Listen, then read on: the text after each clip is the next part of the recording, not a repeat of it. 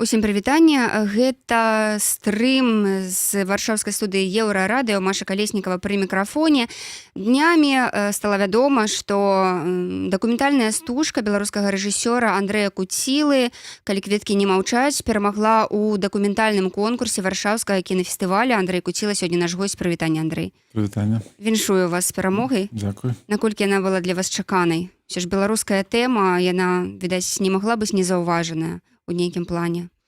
Ну, сам адбор это уже вельмі вялікая падзея і ну там не ведаю колькі 16 фільмаў у конкурсе, ты маеш адзін шанец з 16 ось, таму ну конечно не чакалі, может там нейкія спадзяванні заўсёды ёсць, але пра гэта не думаеш, думаеш больш пра прэм'еру, пра сустрэчу з гледачамі, пра то, як фільм далей пойдзе, а пасля это становіцца прыз, конечно, такой нечаканасцю, але я казаў, што это не цалкам такое свята, як ад узнагарод за іншыя фільмы, а это такія вельмі змяшаныя пачуцці.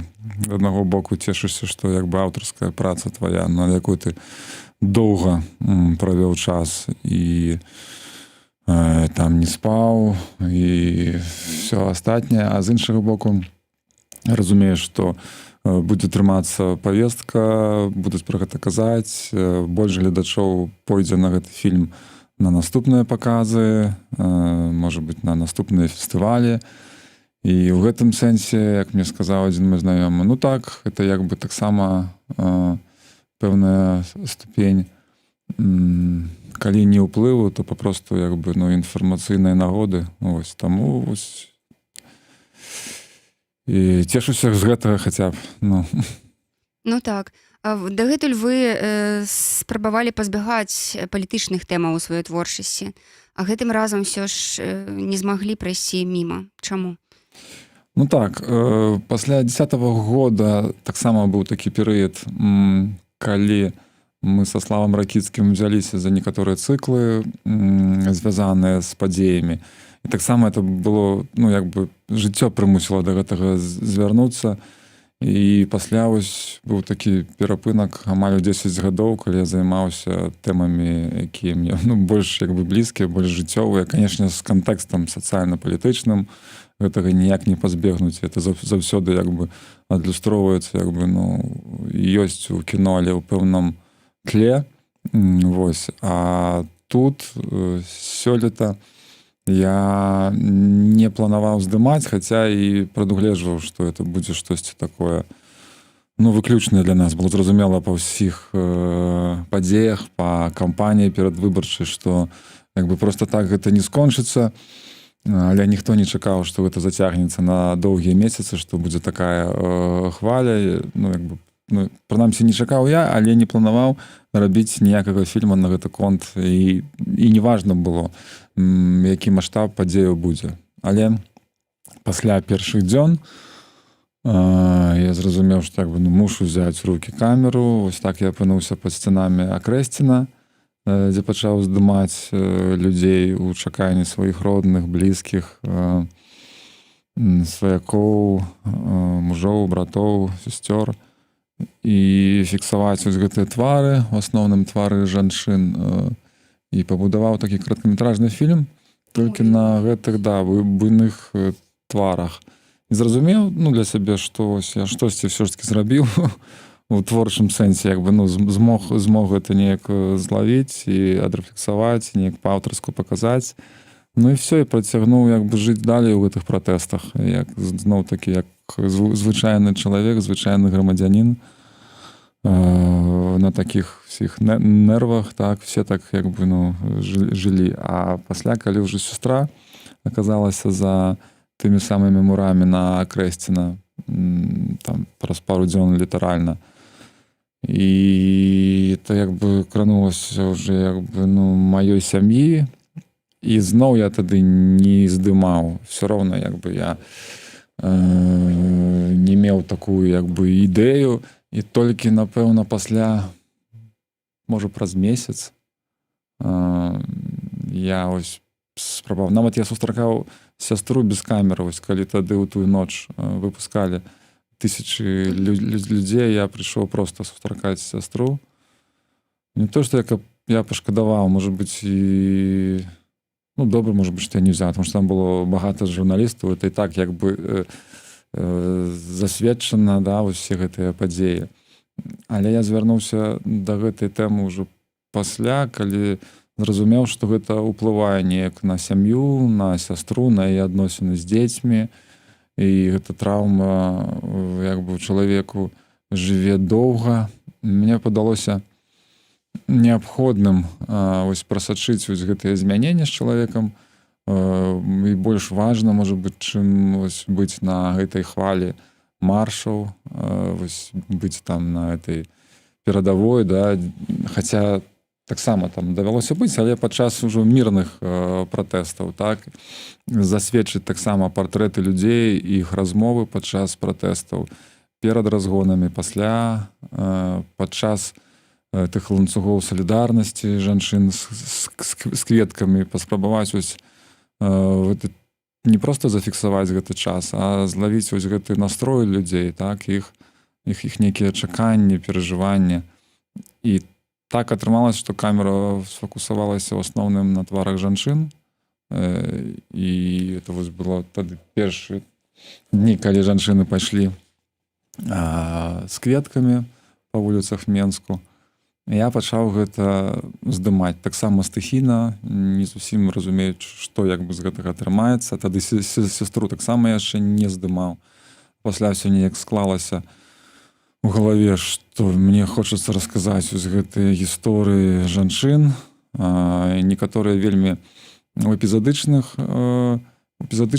форме, так, а некаторыя гісторыі ўвайсці глыбей. І такім чынам я стаў шукаць іншыя сем'і, акрамя маёй сястры, і так знайшоў яшчэ іншых герояў і працягнуў гэтыя здымкі ўжо на працягу некалькі месяцаў і таксама паспрабаваў паглядзець, як гэтыя падзеі адбіваюцца на ўнутрысямейнае жыццё. Такім чынам склаўся такі як бы партрэт, так, жанчын, канцэпт гэты, які дазволіў зразумець, чаго я хачу, і такім чынам выбудаваць гэту драматургію, якая і фінальнай версіі фільма, які быў паказаны на варшаўскім фестывалі. Я заўважыла, што на акцыях пратэстаў вы здымалі вельмі блізка. Не былі б супраць героя, калі вось так сапраўды вельмі камера блізка знаходзіцца?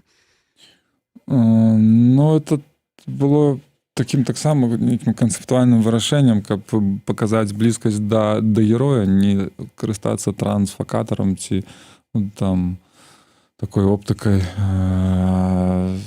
І мне здаецца, што чалавек, калі ён як бы, не той, што супраць, ён калі як бы ўжо на пратэстах, ён крыху жыве іншым жыццём і не так заўважае камеру. І як бы ён як бы на некай сваёй некім такім эмацыйным стане знаходзіцца, што яго гэта ўжо не так. Ён як бы не пераймаецца гэтым так моцна, калі б ён быў там сам-насам са мной дзе-небудзь у іншай прасторы. Таму гэтым як бы праблем не было і не было некага супраціву з боку герояў. Евген Філіповіч у нас пытаецца, пытанне ёсць, калі здымалі ці не прымалі вас за ціхара? Часам прымалі, так, падыходзілі на партызанскі марш, па-моему, адзін быў. Там ужо людзі такія больш ужо настроены былі не так мірна, уже так была позняя восень, людзі ўжо адхадзілі шмат маршаў, і часам это здаралася, але ты як бы, кажаш людзям, што, да чаго, як. Ты як бы без маскі не хаваешся. Было такое, так, некалькі разоў было. Для тых, хто не глядзеў фільм, так, вось на ваш погляд, якія эмоцыі найбольш пераважаюць, так, у тых, хто перажыў гэтую траўму? Вось тыя, хто жыве далей, але з гэтым зусім.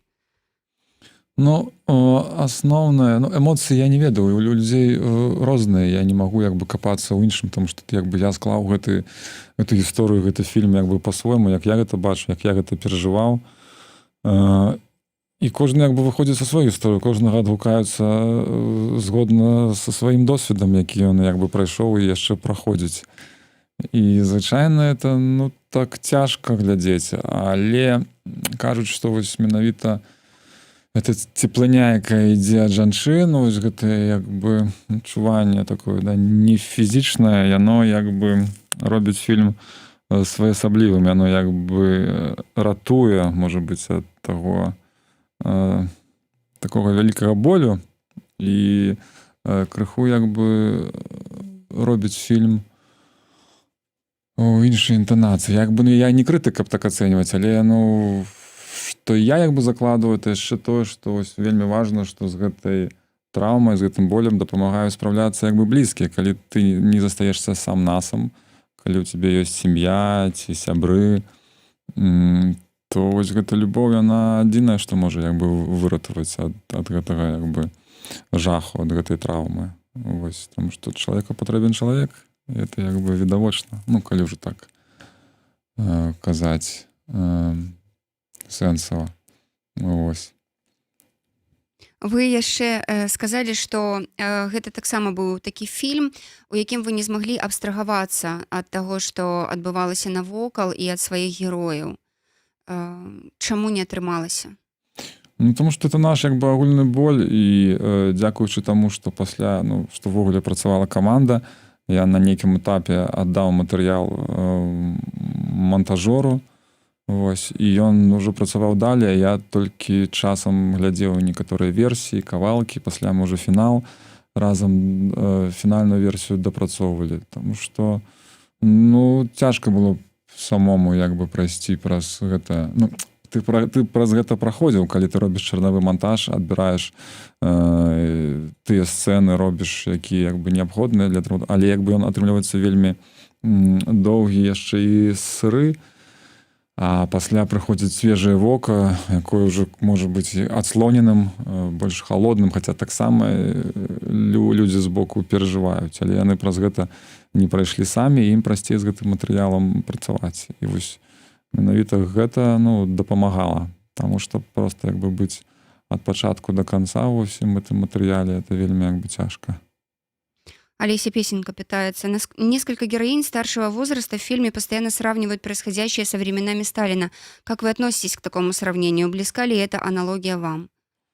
Ну, я думаю, блізка, просто як бы, ну, не ў тых маштабах. Зараз, конечно, кошт чалавечага жыцця іншы, але калі б гэты рэжым аказаўся там, мовна кажучы, вся каманда у 30-е гады, мы мелі б тое самае. Просто зараз іншыя часы, і яны просто не могуць гэта зрабіць фізічна, але як бы маральна, мне здаецца, яны б гатовы былі той самы маштаб рэпрэсій прымяніць. Это вельмі слушнае параўнанне ад жанчыны як бы ў фільме. І таму гэта таксама адлюстроўваецца крыху і ў колеры фільма. Таму ён як бы зроблены ў такой гаме, што крыху, ну, не гэта самае важнае, але гэта таксама дае нам пэўнае адчуванне і адсылку ўвогуле да тых часоў, і ты часам не разумееш, калі глядзіш некаторыя сцэны, што няўжо это як бы 2020 год, і это з намі зараз адбываецца, а не там 70 гадоў назад, умоўна. Слухайте, вы кажаце ўсё адно, што гэта фільм «Надзея». Ну, канешне, ну, так, для мяне так, і я ж бачу гэтых жанчын, твары, іх размовы, іх унутраную моц, сілу, і гэта надзея. Ну, калі б мы бачылі толькі кадры збіцця людзей брутальныя там і пакутнікаў за мурамі, так, то надзеі б не было. Але мы бачым, як бы, ну, да, людзі плачуць, так, у людзей боль, там, у нас нейкі там агульны боль, але это не значыць, што ўсё скончана, як бы, і всё, і больш, як бы, ну, ні людзей, ні жадання, ні імкненняў як бы нармальнага жыцця чалавечага як бы не існуе. Всё як бы ёсць, всё засталося. Канешне, як бы ёсць ахвяры, ёсць пакутнікі, ёсць палітзняволеныя, як бы іх шмат, так, і зараз больш за ўсё пакутваюць яны самі, іх сем'і. Але як бы, ну, мы разумеем, што агульна як бы, ну, змены ж адбыліся. Ну, няма, канешне, пераможцаў, але і не так сказаць, каб Беларусь типа прайграла, то бок як бы гэта як бы гісторыя яна была марная, яна як бы працягваецца, все яшчэ як бы не скончана. І калі мы бачым ва ўчорашніх навінах, што замазваюць твары людзей, якія сядзяць за сталом, ну пераможцы так не хаваюцца, як бы, і таму тут все вельмі відавочна, што таксама вся эта брутальнасць, все это ад страху. Гэты бок баіцца, ну зразумела, так, то бок як бы людзі баяцца быць там кінутымі за кратамі, фізічнага гвалту, так, але з таго боку таксама людзі баяцца. І няма пазітыўнай павесткі ў таго боку цёмнага, так. Яны нічога не могуць прапанаваць, ніякай будучыні. Вось. І таму надзея ёсць, таму што ты бачыш, што як бы там это як бы штосьці такое цёмнае, якое не можа існаваць вечна, а з іншага боку цудоўныя людзі, да, з цудоўным разуменнем, чаго яны хочуць, што яны хочуць, і як яны бачаць будучыню. І тут, ну, это, мне здаецца, вашаму слухачу, гледачу это все зразумела, без нейкіх такіх разважанняў глыбокіх, так, тлумачэнняў. Слухайце, ну тым не менш шмат людзей з'язджае, вы таксама з'ехалі зараз з Беларусі. Таму што ў Беларусі зараз немагчыма здымаць. Ну, працаваць так. І лепш гэты час не губляць, а спрабаваць як бы, ну, атрымліваць досвед, можа, адукацыю дадатковую, каб папросту, ну, не змарнаваць гэты час, не ведаю, год ці там 9 месяцаў, ці 2, я не ведаю, колькі як бы гэта будзе адбывацца, а калі ты не можаш, ну, нармальна працаваць, то як бы сядзець і чагосьці чакаць, ну таксама як бы не варыянт. І таму так часова як бы я з'ехаў пакуль. Ну, шмат людзей кажа, што з'ехалі часова, але пусціць потым корні тут, карані за мяжой. Ну, я не думаю, я готов вернуцца і там. Ну, калі б, умоўна кажучы, быў праект, які б можна было рэалізаваць фізічна і все астатняе, я б мог як бы, ну, і не выязджаць. Просто калі з'яўляецца магчымасць атрымаць адукацыю і павысіць сваю кваліфікацыю, то лепш гэты час патраціць на гэта.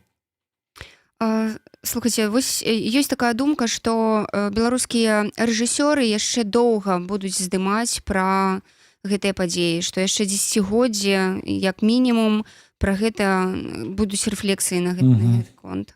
Ну, калі не зменіцца стан, тады можа быць. Хто зараз будзе здымаць пра 2010 год, умоўна кажучы, калі ўжо здарыўся 20 год. Тое самае можа здарыцца там 2022 ці 27 год, і гэта ўжо будзе як частка гісторыі 90-х. Пра 90-х таксама часам некаторыя фільмы паўстаюць, але як бы пасля новыя падзеі проста ўжо больш свежыя, пра іх здымаюць больш, ну, калі казаць пра дакументальнае кіно. А ў гульнявым кіно, я думаю, это яшчэ будзе неяк адрэфлексавана, проста трэба, каб прайшоў пэўны час, таму што па гарачых слядах рабіць это заўсёды так, ну, атрымліваецца такая ці агітка, ці штосьці такое неўцямнае, заўсёды трэба, каб, не ведаю, там 5 гадоў прайшло, 10-15, каб на некай адлегласці на гэта паглядзець. А што тычыцца дакументальнага кіно, яно будзе здымацца, яно здымаецца, праекты будуць паўставаць, таму што як бы не пра ўсё сказана. То бок, ну, з навінаў нам все зразумела, але як бы яшчэ багата всялякіх не тое, каб варыянтаў, а пунктаў бачання гэтых падзеяў аўтарскіх, так, і пра гэта яшчэ можна доўга казаць. Іншая справа, што, ну, мы там, беларусы, все ведаем, стаміліся ад гэтых навінаў, чаго нам ісці там глядзець чарговы фільм. Ну, умоўна кажучы, мы ж все это бачылі, мы ж праз все гэта прайшлі. Я разумею такое стаўленне, мне таксама не заўсёды хочацца. Але ёсць, ну, некаторыя фільмы, якія, ну, пэўным чынам ну, паказваюць гэта з іншай перспектывы і тады можа быць ну, варта яшчэ ну, ці не яшчэ раз, а ўвогуле гэта паглядзець. Ну. Ці можа яны стануць больш каштоўныя там, праз 5 гадоў, праз 10. Ну, але як бы, ну, мы аўтары, типа, дакументалісты, мы як бы, ну, пра гэта не мусім думаць. Просто трэба рабіць, што можаш, і ну, наша задача не проста адлюстроўваць так, што было, а пэўным чынам знаходзіць нейкія мастацкія формы для гэтага, такія, ну, і універсальныя, каб было зразумела і самім беларусам, якія праз гэта прайшлі, і каб глядач, напрыклад, з іншай краіны таксама мог падключыцца і паглядзець не проста навіны, а пэўную такую чалавечую глыбокую гісторыю, нас зразумець, як бы, што мы хацелі, куды мы ідзем і чаго прагнем. Вы, як аўтар-дакументаліст, на 100% выказаліся ў гэтым фільме, будзеце яшчэ звяртацца да гэтай тэмы, як лічыце?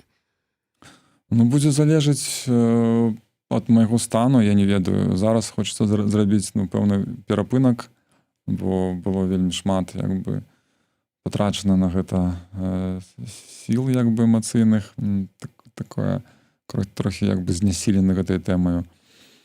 Пасля перапынка будзе бачна, ну, магчыма.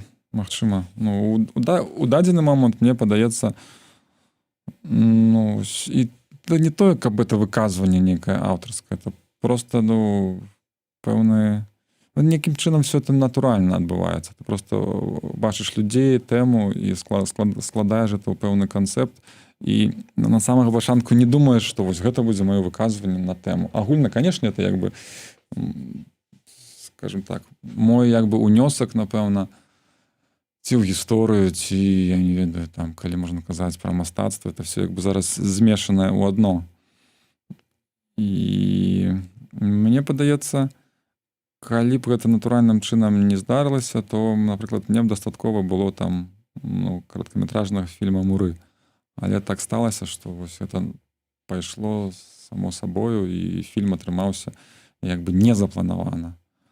І гэта добра, мне здаецца. Ну, як бы і планаваць тут загадзя было б вельмі так, ну, не ведаю, ці кан'юнктурна, ці я не ведаю. Няшчыра, можа. Ну, можа быць, няшчыра. Але з іншага боку, калі ты здымаеш жыццё ў Беларусі, ну, шчыра, не шчыра, як бы ты здымаеш, здараюцца гэтыя падзеі, ты здымаеш іх і все. Ну, тут як бы, мне здаецца, што кожны дакументаліст, ну, вось хто як бы меў магчымасць, і хто здымаў, і гэтыя матэрыялы застануцца, і кожны фільм, і ты як бы, ну, ўжо становіцца хаця б на гэты перыяд не абавязкам там, калі пафасна казаць мастака, а ўжо як бы грамадзяніна, тут як бы крыху таго, чаго мы все пазбягаем часам, вось людзі, якія займаюцца кіно і вы пазбягаюць там палітыкі, все ж таки спрабуюць фокусавацца на нейкіх мастацкіх рэчах. Гэты час цябе неяк так прымушае, і ты можаш супраціўляцца, але калі гэта натуральна адбываецца, то не трэба гэтаму супраціўляцца, а проста рабіць гэта па-мастацку. І гэта адзінае, што як бы, мы ўмеем рабіць і мусім рабіць сёння. Андрэй, Беларусь фактычна засталася без культуры. Я маю на ўвазе ўся культура выціснутая. Это тычыцца і літаратуры, і музыкі, і у тым ліку і кіно. Вось я так разумею, што зараз быць рэжысёрам так, у Беларусі гэтак жа складана, як і, не ведаю, літаратарам, як і акцёрам.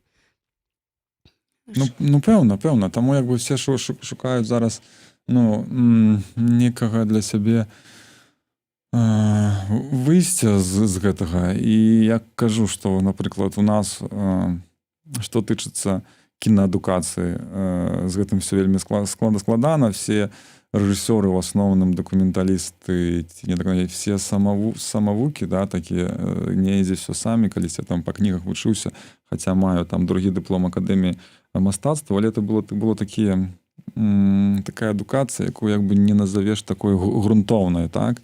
І заўсёды ёсць магчымасці развівацца, так? Як у журналістыцы, так, як у любой галіне, як акцёр можа развівацца музыка, так і рэжысёры-дакументалісты. І зараз я так бачу, што все ну, так, накіраваны і шмат хто выкарыстоўвае гэтую магчымасць, калі ты не можаш працаваць, просто як бы, ну, прувіць свае магчымасці, дадатковую адукацыю. І гэта сёння як бы, ну, магчыма зрабіць. Это такое выйсце для куратараў выстаў, можа быць, і для мастакоў. Не проста сядзець і чакаць, калі што зменіцца, а выкарыстоўваць гэты час, можа быць, это ўнутраная эміграцыя дапамагае, ты можаш зайсці ў ўнутраную эміграцыю, але пры гэтым напрацоўваць свае нейкія там, не ведаю, там, ці творчыя планы, які ў цябе былі давно іх спрабаваць рэалізаваць, ці ты адчуваў, што табе там бракуе чагосьці ў адукацыю, паспрабаваць гэта дагнаць і неяк назапасіць. І вось гэта такі час, які трэба выкарыстаць з карысцю, каб пасля, калі зноў все зменіцца, ці ты змог гэта зрабіць лепш яшчэ, чым ты рабіў да гэтых падзей. Лукасе, ну калі улічыць, што беларускае кіно было, беларускае незалежнае кіно, так, ішло такім паступова да вось нейкага развіцця, так, пра беларускае кіно ўсё больш і больш гаварылі і гэтак далей, і тут здараецца гэтая паўза, ці не будзе, вось, ну, не ведаю, нейкага правалу такога, ці не стане гэта такім момантам, калі давядзецца пачынаць усё спачатку зноў? Ну, скажем так, у нас не было ніколі такой індустрыі развітай. Это былі як бы асобныя аўтары, асобныя праекты, якія выстрэльвалі, пра якіх як бы мы чулі. Гэтыя аўтары нікуды не зніклі, ну, хтосьці быў за мяжой, ён застаўся за мяжой працаваць, узніклі новыя праекты. Так, можа быць, ну, цяжка будзе здымаць менавіта гульнявое кіно, там дакументальнае кіно, але все аўтары гэтыя засталіся. Просто яны будуць рэалізоўваць сябе ці за мяжой, ці як бы, ну, ці далей працягваць беларускую тэму, ці працягваць здымаць у Беларусі, але нейкіх іншых умовах. І гэта просто так як бы нікуды не знікне. Таму што індустрыя, яна не знікла, бо як бы не была, прыязджалі там 20 каманд, здымалі расійскія серыялы. Ну, гульнявое кіно, ну, крыху штосьці там было. Нейкія асобныя аўтары, як Влада Сенкова, яны як бы самі здымалі, яны самі могуць здымаць далей, не абавязкова это рабіць як бы у Беларусі. І таму я не думаю, што вот в гэтым сэнсе штосьці зменіцца. Да, там культурнае поле больш, можа, пацярпелі, там, не ведаю, мастакі з выставамі, так, вось той же самы тэатр, які нельга перанесці. Вось, кіно ў гэтым сэнсе пацярпела, але на Беларусфільме яго ўжо амаль не было. Ну, як бы, што там, так, там была цэнзура і дагэтуль. Ну, і таму казаць, што некая індустрыя там ляснулася. Не, просто аўтарам некамфортна, так, некаторым. Але яны засталіся. Галоўнае, як бы, застацца ў прафесіі. Это таксама пытанне вялікае. Як гэты час застацца ў прафесіі і не згубіць сябе ў гэтым сэнсе. А тое, што фестываль лістапад фактычна перайшоў у рукі дзяржавы, гэта перадусім ўсё ж для аўтараў кепска, ці тут найбольш будуць пакутаваць гледачы, якія прывыклі ўжо да добрага кіно? Ну, я думаю, это для ўсіх дрэнна. І для аўтараў, і для гледачоў. Вось. І ну, мы вяртаемся ў тыя часы, якія былі там да каманды Art Corporation, да праграмнага дырэктара Ігора Сукманова, калі то быў такі міжсабойчык СНДшны, калі прыязджалі умоўна такія медыа-твары расійскіх серыялаў і хадзілі тут. Ну, штосьці будзе такое, але можа яшчэ больш нізкае па ўзроўні, таму што, ну, складана як бы ацэньваць гэта, ну, і каментаваць, і, ну, але сказаць, што так, што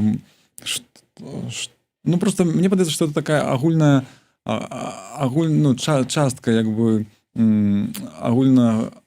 агульных праблем, якія мы зараз маем, так мякка кажучы, і гэта вельмі натуральна, што гэта як бы было б дзіўна, калі б вот фестываль застаўся такім самым, як ён быў там 2 гады назад, што як бы все ў краіне змянілася, Ну, так, а фестываль лістапад прымае там міжнародных гасцей, прыязджаюць да нас добрыя румынскія рэжысёры, так, да, дакументалісты, і мы все размаўляем, глядзім кіно, ходзім на піва. Ну, это было б вельмі смешна і гратэскна. Таму гэта вельмі натуральная карціна беларускага свету, што мы зараз маем. І нічога дзіўнага ў гэтым няма. Андрэй, мы будзем ужо паціху завяршаць. Канешне, ёсць пытанне такое натуральнае, самае, відаць, папулярнае, а дзе можна будзе паглядзець фільм беларусам? Фільм «Калі кветкі не маўчаць». Фільм выйдзе пазней у эфіры тэлеканала Белсат. Вось, і можна яго будзе паглядзець там. Пытанне проста часу, калі это яшчэ будзе ўзгоднена. Але звычайна все фільмы, якія мы робім, яны раней ці пазней з'яўляюцца ў эфіры, а пасля з'яўляюцца і ў інтэрнэце. Просто пытанне часу. У пракаце ён будзе ісці? Беларускім пракаце? Не ў беларускім. Я маю на ўвазе, напрыклад, жыхары беларусы Польшчы. Беларусы Польшчы яшчэ змогуць паглядзець. Так, будуць паказы бліжэйшыя на Бульба-муві 12 лістапада ў пятніцу о 8 гадзіне у кінотэатры «Ілюзіон». А далей яшчэ плануюцца паказы, так, у Польшчы, і у снежні таксама будуць паказы. Пакуль не ведаем, якія пляцоўкі, але прынамсі вось такія прапановы ёсць, і гэта хутчэй за ўсё адбудзецца. Што ж, дзякуй вялікі, што завіталі. Дзякуй вам. Я нагадаю, што госцем сённяшняга жывога эфіру Еўрарадыё стаў рэжысёр-дакументаліст Андрэй Куціла. Ягоны фільм «Калі кветкі не маўчаць», прысвечаны беларускім пратэстам, стаў пераможцам конкурсу дакументальнага кіно 37-га варшаўскага кінафестывалю. Заставайцеся з Еўрарадыё. Зусім хутка ў эфіры будзе Зміцер Лукашук. Не пераключайцеся.